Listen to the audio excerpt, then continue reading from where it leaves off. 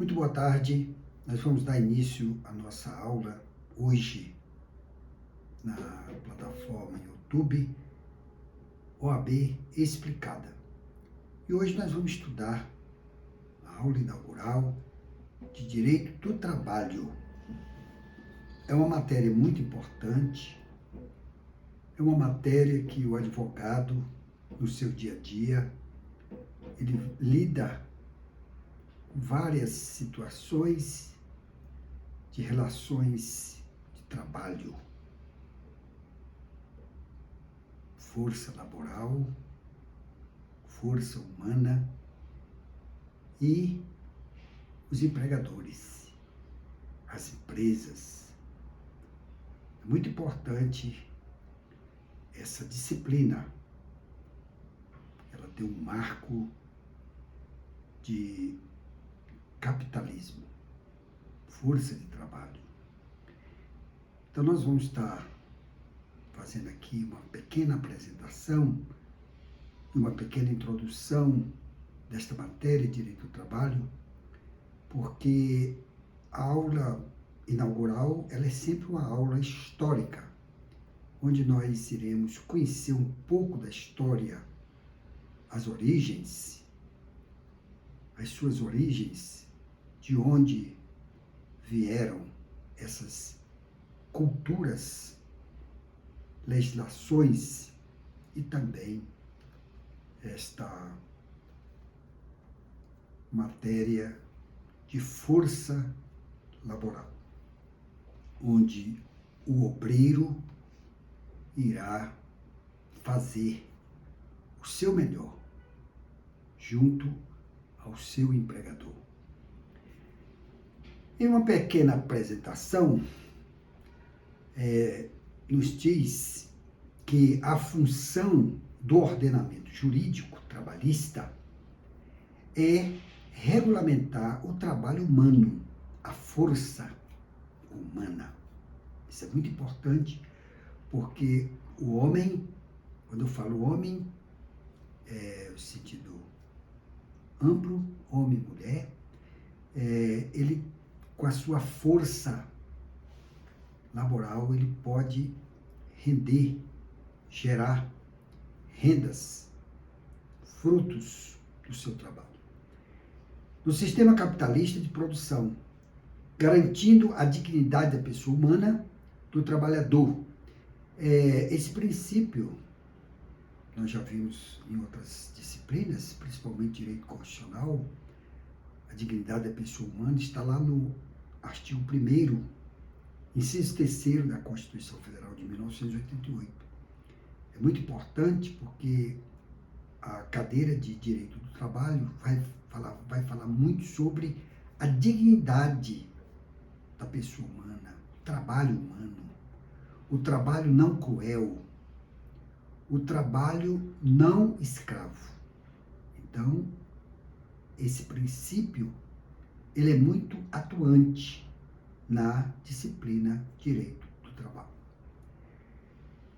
Ele vem com um rol de direitos mínimos e também possibilitar aos empresários e empregadores exercerem sua atividade econômica, assegurando os valores da livre iniciativa.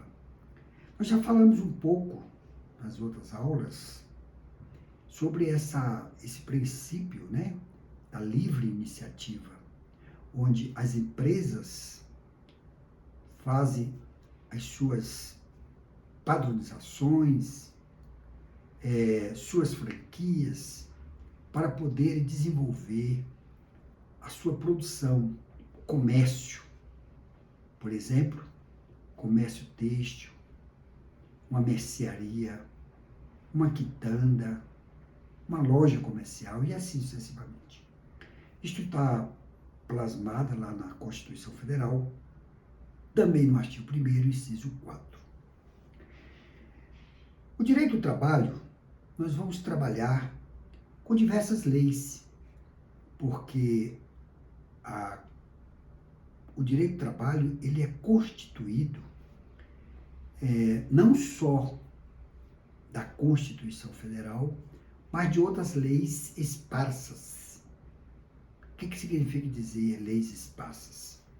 Que são diversas leis que estão dispersadas, mas que formam um conjunto de normas para um determinado caso concreto. Então, nós vamos trabalhar dentro do direito do trabalho, no campo das leis. Nós vamos dizer que as aulas do direito do trabalho serão embasadas na Constituição Federal de 1988, nas legislações esparsas. Especificamente, nós vamos trabalhar com as leis números 13.467 de 2017, que é a famosa reforma trabalhista. É uma lei recente, ela trouxe no seu bojo diversos normativos que vieram aperfeiçoar a legislação da CLT. Vamos trabalhar também com a Lei 13.874, de 2019, que é a lei que trata da liberdade econômica, a livre iniciativa que nós acabamos de falar. Vamos trabalhar também com a Lei 14.442, de 2022, é uma lei muito recente. Ela altera o regime do teletrabalho, muito importante, porque com a pandemia, as empresas tiveram que se adaptarem com o instrumento da forma de trabalho, home office ou teletrabalho, ou seja, o empregado trabalhando fora da sua sede. Vamos trabalhar também com a Lei 14.457, também de 2022, que institui o programa Emprega Mais Mulheres. É uma lei muito recente, muito especial, principalmente para com as mulheres, abrindo o leque de oportunidades para que as mulheres tenham oportunidades iguais oferecidas aos homens. Além dessas leis, são várias leis que nós vamos estar trabalhando, nós vamos trabalhar também com algumas decisões recentes do Supremo Tribunal Federal em área trabalhista, bem como também com o Tribunal Superior do Trabalho, que é o órgão máximo na esfera trabalhista. Isto está lá no artigo 114 da Constituição Federal. Todas essas decisões, jurisprudências, enunciados, súmulas, etc., são de matérias da competência trabalhista. Vamos agora falar sobre algumas referências históricas do trabalho humano, de onde originou a força laborativa, a força humana, não é isso? É muito importante o nosso acadêmico conhecer um pouco da história do direito do trabalho. Na antiguidade, o trabalho era visto como um castigo dos deuses, quando o trabalho ficava a cargo dos escravos. Então, naquela época, os escravos, eles não eram vistos como sujeitos de direito. Eles eram vistos como patrimônio do seu senhor. É tanto que o seu senhor ou o seu amo, assim era o termo utilizado na época, ele detinha todo o poder pátrio sobre aquela pessoa que estava sob a sua jurisdição ou sob o seu poder. Então, a força laborativa era dos escravos, porque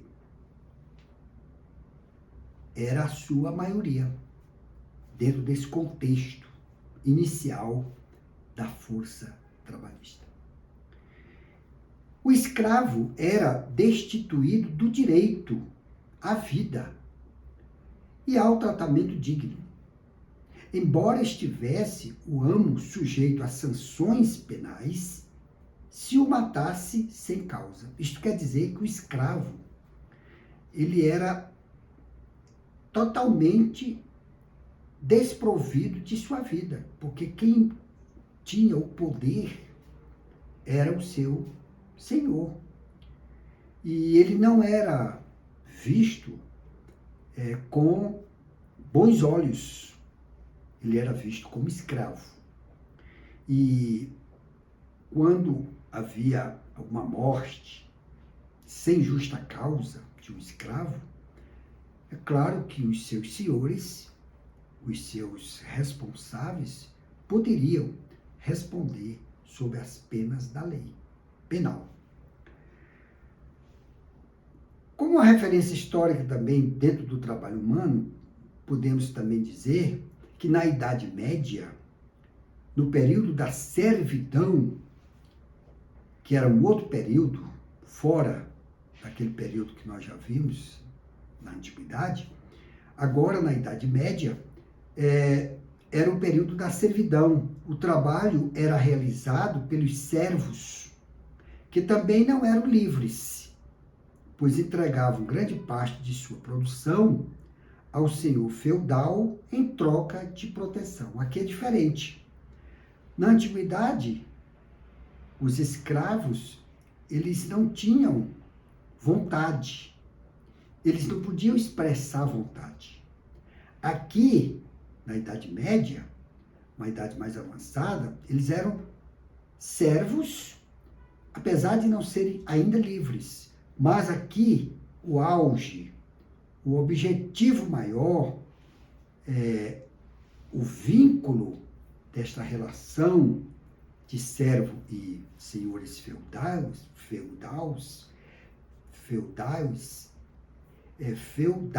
né? Senhor feudal. Eles galgavam, o objetivo maior desses servos era pela proteção e não a produção. Então eles trabalhavam, esses servos, eles trabalhavam para os seus senhores,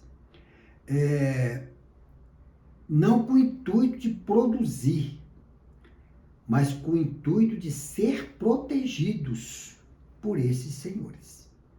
Então aqui é um vínculo de parceria, onde o senhor feudal protegia seu servo, na medida das suas circunstâncias.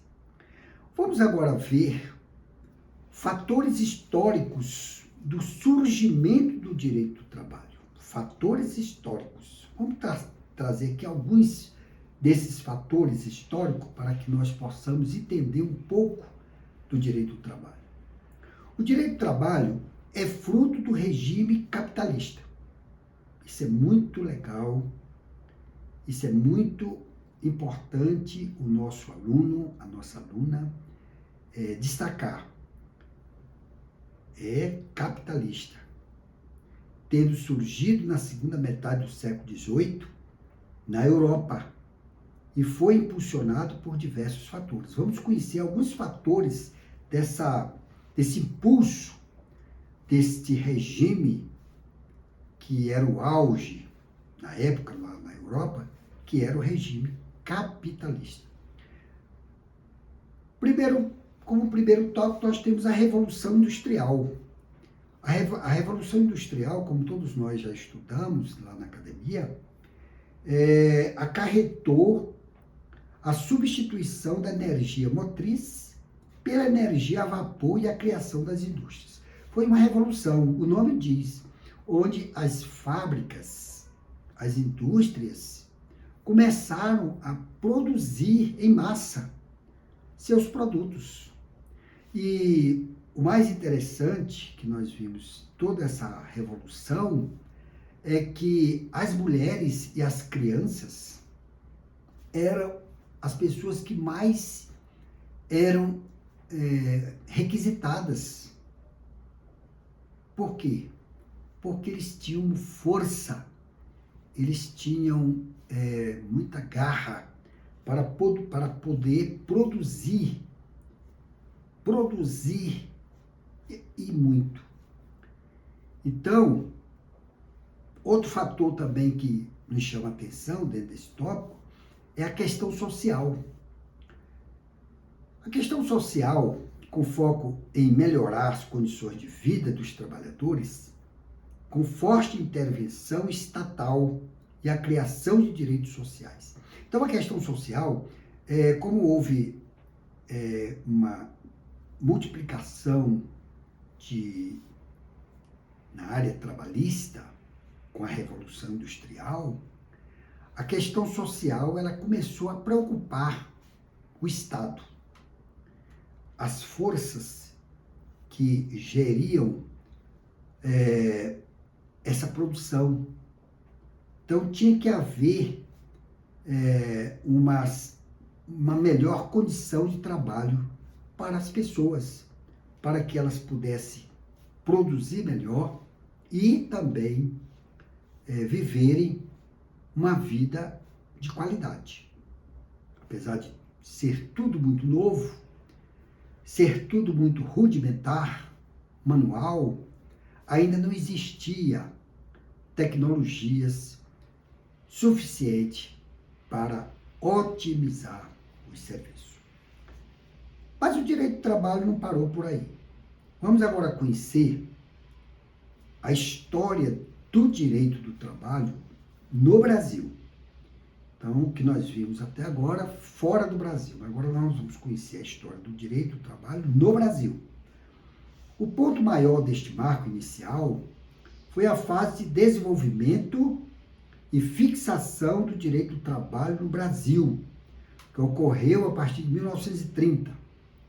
1930 nos lembra Getúlio Vargas, governo Getúlio Vargas. Com a chamada Era Vargas, quando houve grande desenvolvimento da indústria e do capitalismo. Então, o governo Vargas, ou o governo do povo, que o presidente Getúlio Vargas, ele era considerado como homem do povo e para o povo, tanto que grandes conquistas trabalhistas vêm do governo Vargas. Nós vamos ver mais na frente que a nossa legislação matriz, a consolidação das leis do trabalho, nasceu no governo Vargas. Outro ponto relevante foi a criação do Ministério do Trabalho e Emprego. Isso foi um grande avanço na era Vargas. Isso é muito importante. Pelo governo Getúlio Vargas, o qual passou a desenvolver políticas para a implementação de uma legislação mais efetiva para a proteção dos trabalhadores. O povo via na pessoa de Getúlio Vargas um protetor do trabalhador. E, de fato, como nós vamos ver, muitas leis, vamos dizer, conquistas trabalhistas originaram-se aqui no Brasil com a Era Vargas, ou o governo Vargas. Então, ele era considerado realmente um protetor do trabalhador. Por isso que o Tribunal do Trabalho, até hoje, ele é visto culturalmente como o tribunal em favor do trabalhador. Mas a gente vai ver que, com a reforma trabalhista de 2017, isso começou a mudar. Mas a gente vai estudar futuramente, com detalhe, a reforma trabalhista E ali nós vamos ver que muitas conquistas que o trabalhador obteve, elas foram se subindo. Não totalmente, porque a Constituição Federal de 88, o legislador constituinte originário, ele teve esse cuidado, eles tiveram esse cuidado da proteção do trabalhador. Isso foi uma conquista muito grande quando da promulgação da Constituição de 1988 pelo saudoso deputado Ulisses Guimarães. Por fim, dentro desse contexto, outro marco histórico foi a Revolução de 1930, que levou Getúlio Vargas ao poder. Afinal, com esse líder, a proteção dos trabalhadores ganhou destaque ou ganhou força. Tanto que em 26 de novembro de 1930, com a criação do Ministério do Trabalho, surgiu o direito do trabalhador do Brasil. Então, nós vimos que até agora que o Ministério do Trabalho ele tem uma política dentro do seu corpo orgânico de criação, um foco muito eloquente à blindagem desse trabalhador, desta trabalhadora. Então, o Ministério do Trabalho, ele tem um papel fundamental nas suas políticas públicas em favor deste e desta trabalhadora. Agora nós vamos conhecer, na sua origem, a criação, a construção da nossa consolidação das leis do trabalho, a famosa CLT. Em 1943, é editada a Consolidação das Leis do Trabalho, ou CLT, mais conhecida como CLT, cujo objetivo era reunir leis, claro, é uma consolidação. Uma consolidação, ela é uma reunião, né? O nome já diz, consolidação, é uma reunião de vários instrumentos normativos com o objetivo comum em favor do trabalhador. Então, em 1943, é editada a CLT, cujo objetivo era reunir leis, decretos-leis, normas disciplinadas em acordos coletivos e disposições de convenções da Organização Internacional do Trabalho, OIT, ratificadas pelo Brasil, mas também sistematizar e facilitar a compreensão e aplicação da legislação trabalhista no país. Então, a CLT, ela nasceu em um episódio em que era tudo favorável a esta proteção do trabalhador. Então, o governo Getúlio Vargas, quando ele assinou essa norma, né, a preocupação maior dele era deixar uma lei com blindagem para o trabalhador. Por que Getúlio Vargas pensou? Porque se nós colocarmos em um paralelo o empregado e a empresa, nós vamos ver realmente que o empregado precisava dessa proteção estatal. Porque a empresa, por exemplo, um grupo econômico. O que é um grupo econômico? Nós vamos estudar isso nas aulas vindouras.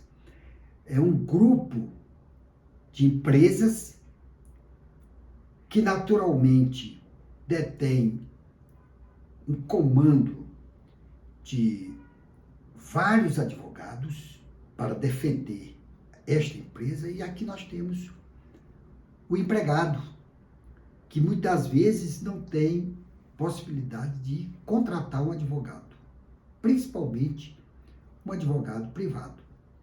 Então precisava realmente nascer uma consolidação das leis de trabalho com essa força protetiva ao empregado, ao trabalhador, porque as empresas, elas têm esse poder econômico, ela tem essa situação econômica favorável para as lides, para as resoluções de relações trabalhistas. Então, realmente, a consolidação das leis de trabalho, ela veio para proteger, para blindar, para dar segurança, garantia, hoje, garantia constitucional a este trabalhador.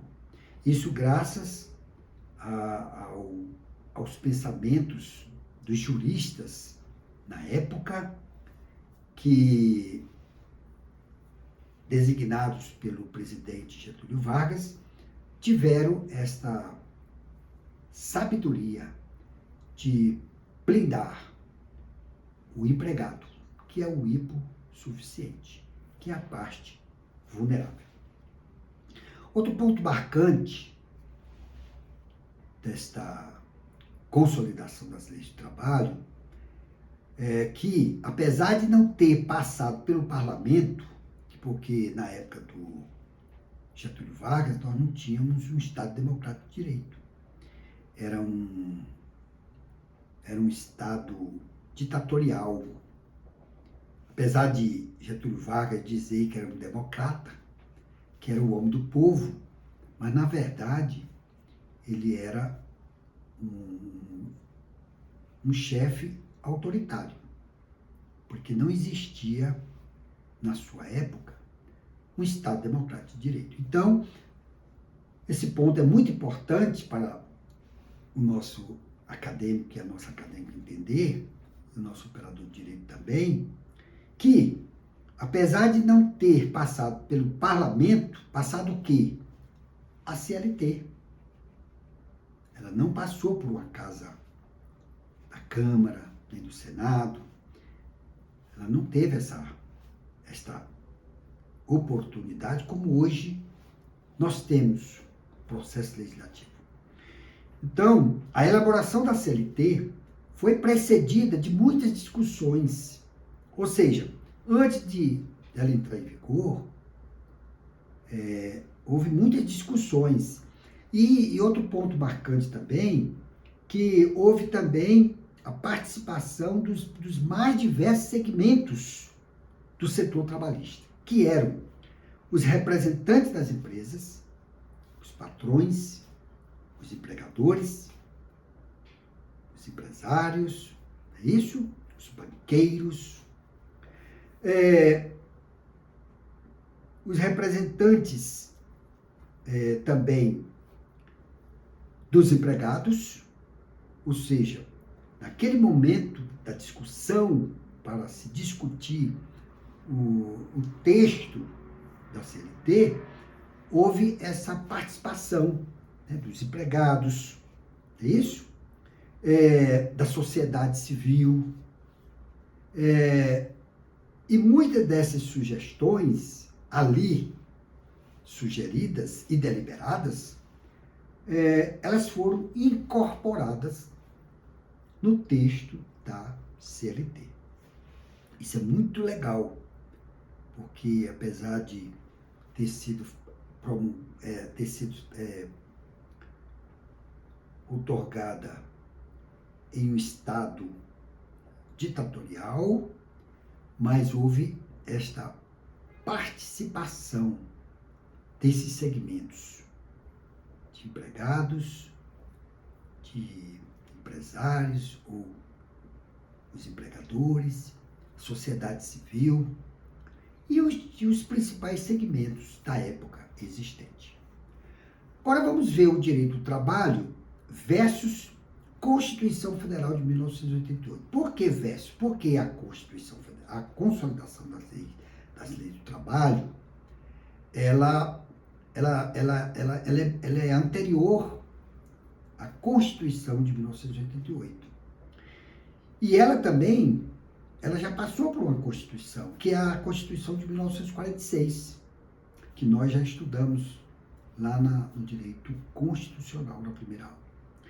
Então, a consolidação das leis do trabalho é um decreto-lei, decreto-lei 5452 de 1943. Então, com a promulgação da Constituição Federal de 1988, esse decreto-lei ele teria que ser recepcionado pela Constituição Federal.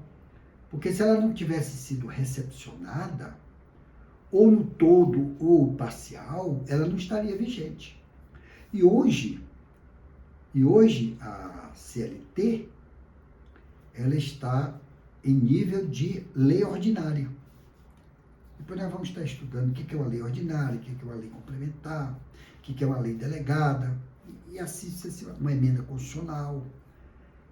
Ela está como nivelamento de lei ordinária.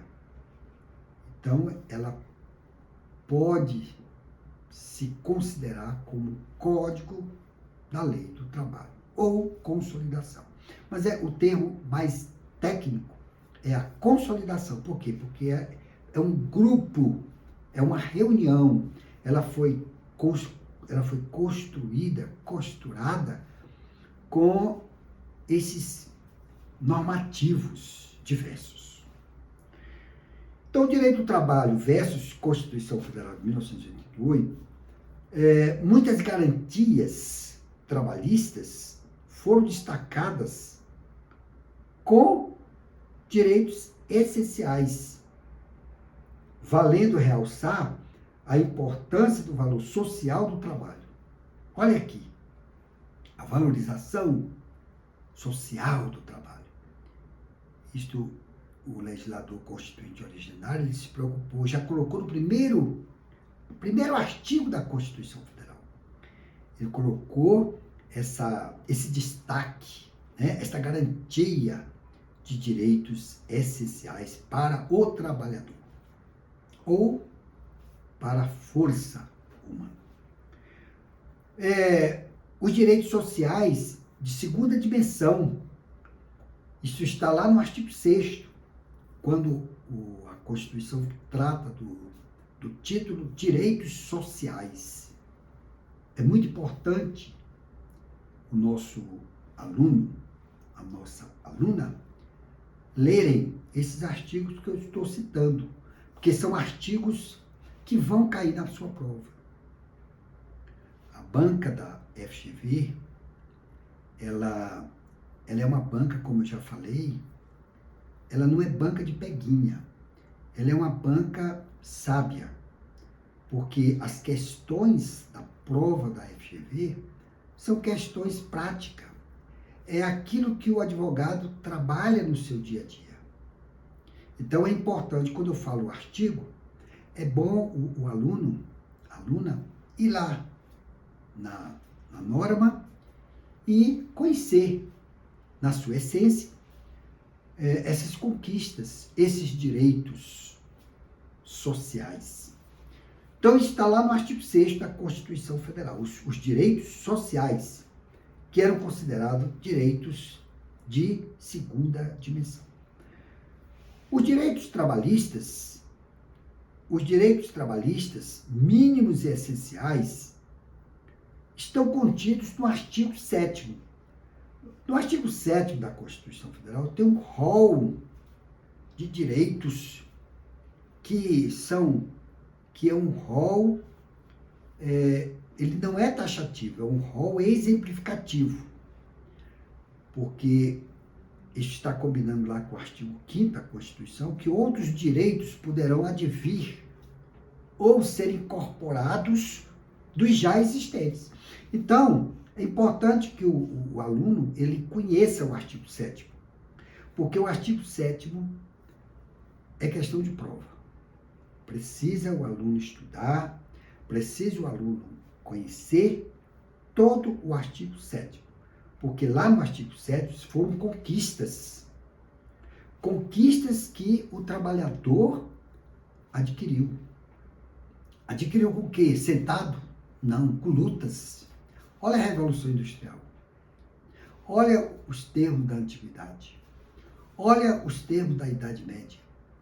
Tudo isso são fatores que hoje parecem ser tranquilos, mas foram conquistados com muito suor, com muita perseguição, com muitas lutas, com muito diálogo, com muitas barreiras.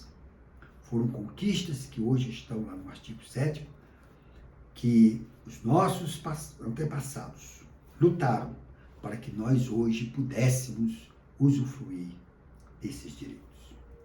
Então eu recomendo o nosso aluno, a nossa aluna, que leia o artigo 6º, que leia o artigo 7º. E por último, dentro desse tópico, conhecer também o regramento das atividades sindicais. Foi um avanço. Isso vai estar lá no artigo 8º da Constituição, 9º, 10º e 11º. As conquistas das frentes sindicais, onde várias empresas hoje sentam, os empresários sentam com os empregados, acompanhados de seus sindicatos respectivos, e ali conversam sobre a pauta de melhoria, sobre a pauta de melhores salários em prol daquela categoria. Então, é muito importante o nosso aluno ler os artigos 8º, 9º, 10º e 11º da Constituição Federal.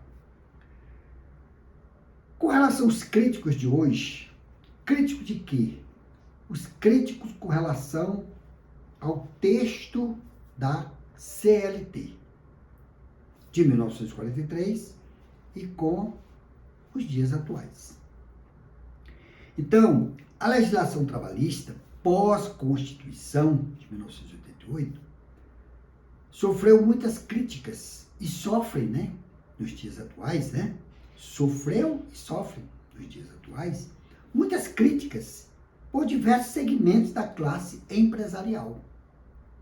Inclusive, tem sido apontada como um dos entraves à criação de novos empregos e também como responsável por grande parte do desemprego. Entretanto, deve ser ressaltado que não é função do direito do trabalho gerar emprego. Isso é muito importante. Bem como não é de sua responsabilidade o aumento do desemprego. Pois essas funções não são jurídicas. Não é responsabilidade do direito do trabalho o aumento de desemprego, as portas sendo fechadas para os futuros trabalhadores. Não. Isso é área econômica. Tem que bater lá no Ministério da Economia, no Ministério da Fazenda. É lá que eles vão estudar ou estudarem projetos de criação de novas vagas para cargos, para novas vagas de emprego. Não é o direito do trabalho. O direito do trabalho é jurídico. Não tem nada a ver com a economia. Então, só fechando, pois essas funções não são jurídicas e sim econômicas. É o crescimento econômico, aqui está a fórmula, para os ministros da economia, fazenda, etc. É o crescimento econômico que gera empregos e não a redução de direitos trabalhistas. Aqui não tem nenhuma antinomia, não tem nenhum contraste. Pelo contrário, os ministérios da economia é que vão criar metodologias para criar novas vagas de emprego. E a Constituição Federal de 1988 já criou, já implementou diversos direitos, diversas garantias no corpo constitucional em favor do trabalhador, em favor do empregado. A gente pode citar aí, em seus diversos termos, né, de emprego, empregados domésticos, né, trabalhadores de diversas classes trabalhistas, grandes avanços que a Constituição assim promoveu. Por exemplo, férias, 13º salário, terço constitucional, licenças diversas, e assim vai indo. Então é importante que cada pasta cuide com carinho, com bons olhos, essas dimensões que nós acabamos de falar, que eu acabei de falar. Geração de emprego, novos direitos trabalhistas, novas conquistas e assim sucessivamente. Então a aula de hoje foi uma aula magna, foi uma aula que nós conhecemos um pouco da história do direito do trabalho. O direito do trabalho é uma área fundamental nas relações jurídicas entre patrão e empregado. Então, toda vez que o nosso escritório recebe aqui um cliente com direcionamento do direito do trabalho, nós tratamos com muito carinho, com muito zelo, para que este cliente, que é um trabalhador, ele não perca uma só rubrica. Porque uma rubrica que seja prejudicial a ele traz consequências pecuniárias na sua vida financeira.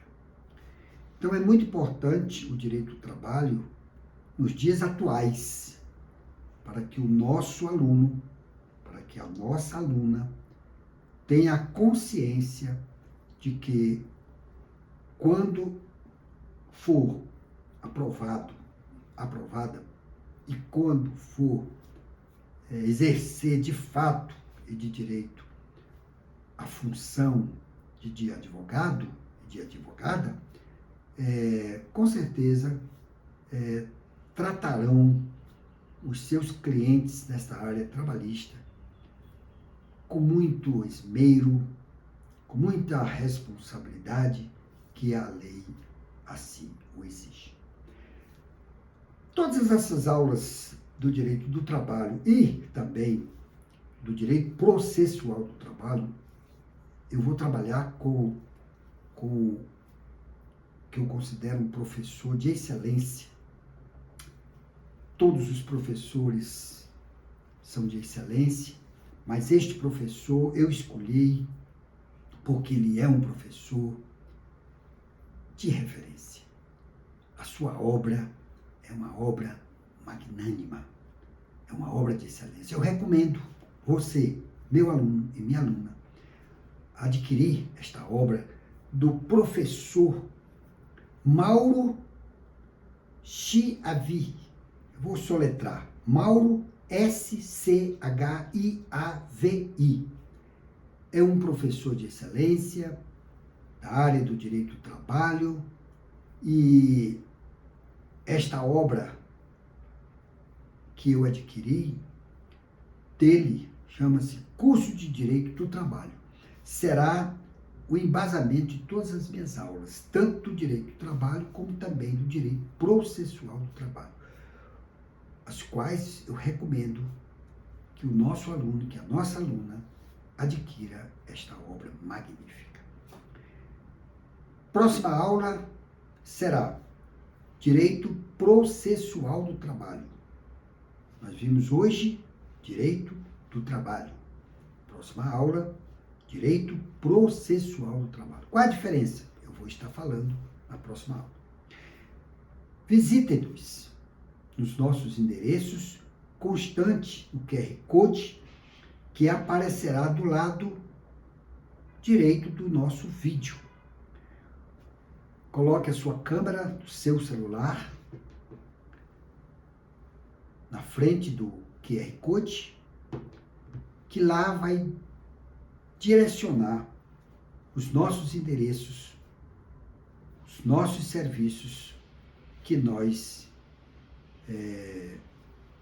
com muita garra e com muito esmero, nós assim exercemos o nosso trabalho em favor do nosso público, do nosso cliente, do nosso acadêmico e da nossa acadêmica. Muito obrigado e até a próxima aula.